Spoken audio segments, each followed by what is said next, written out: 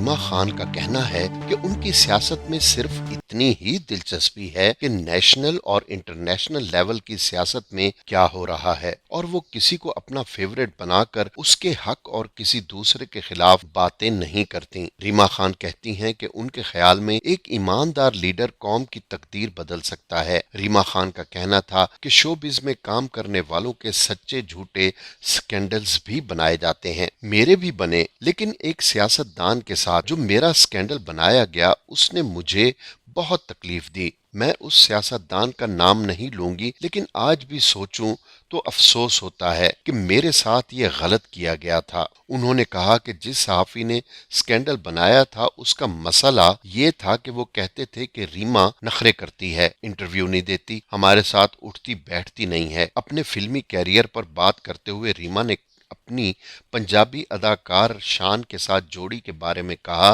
कि मैं समझती हूँ कि हम दोनों ने एक साथ इस तरह से काम नहीं किया जिस तरह काम करना चाहिए था। हमारे लाख इख्तलाफात रहे हों, लेकिन जो बात सच है उससे इनकार नहीं किया जा सकता, वो ये कि शान आज भी सुपरस्टार है, उसकी सलाहियतों से फायदा नहीं उठाया जा रहा। उन्होंने कहा कि शान और रीमा फिल्म इंडस्ट्री की टीन एज जोड़ी थी, हमें आते ही शोहरत मिल गई, रातों रात स्टार बन गए। कम उम्र होने की वजह से हम दोनों इमेच्योर भी थे, एक दूसरे के खिलाफ बात कर जाया करते थे। हम दोनों के पास कोई सहाफी आ जाता था तो वो कहता था शान ने ये कह दिया, या शान से कहते थे रीमा ने ये कह दिया। यूं हम दोनों नादानी में एक दूसरे के खिलाफ कमेंट कर देते थे, यूं वो हेडलाइन बन जाया करती थी। एक सवाल के जवाब में उनका कहना था कि मुझे अल्लाह ने बेटे से नवाजा है, बेटे का नाम सैयद मोहम्मद अजलान शहाब है, बहुत लाडला है, मेरा सारा वक्त मेरा बेटा लेता है, उसके सारे काम मैं खुद करती हूँ। ताहम रीमा का कहना है कि वो प्राइवेसी का बहुत ज्यादा ख्याल रखती हैं। मैं मीडिया पर अपने बेटे को नहीं लेकर आती, मेरी बहनें बहुत खूबसूरत हैं, लेकिन मैं कभी उनको भी मीडिया पर नहीं लेकर आई, क्योंकि ऐसे ही कोई किसी तरह का भी कमेंट कर दे या बात लिख दे तो मामलात बिगड़ जाते हैं, इसलिए हमेशा पर्सनल लाइफ को मीडिया से दूर रखा। मेरी खुशनसीबी है कि मोहम्मद अली, नदीम और मुइन अख्तर ने मेरी फिल्म की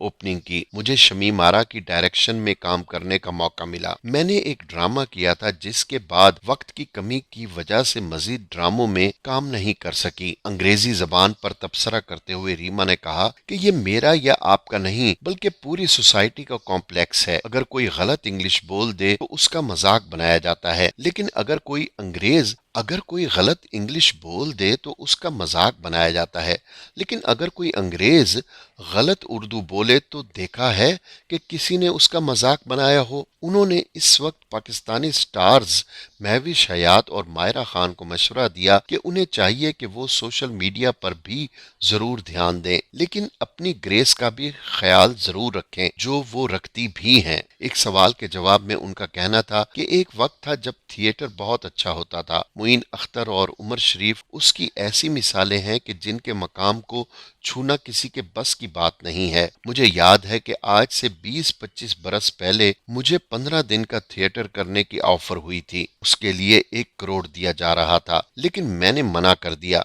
इसलिए नहीं कि थिएटर को बुरा समझती हूँ, बल्कि इसलिए कि मुझे जावेद फाजिल की एक बात याद थी कि सितारे आसमान पर चमकते हैं, लोग उन्हें सिर्फ देख सकते हैं, छू नहीं सकते। मुझे उनकी ये बात बहुत अच्छी लगी, इसलिए मैंने इसे पल्ले से बांध लिया।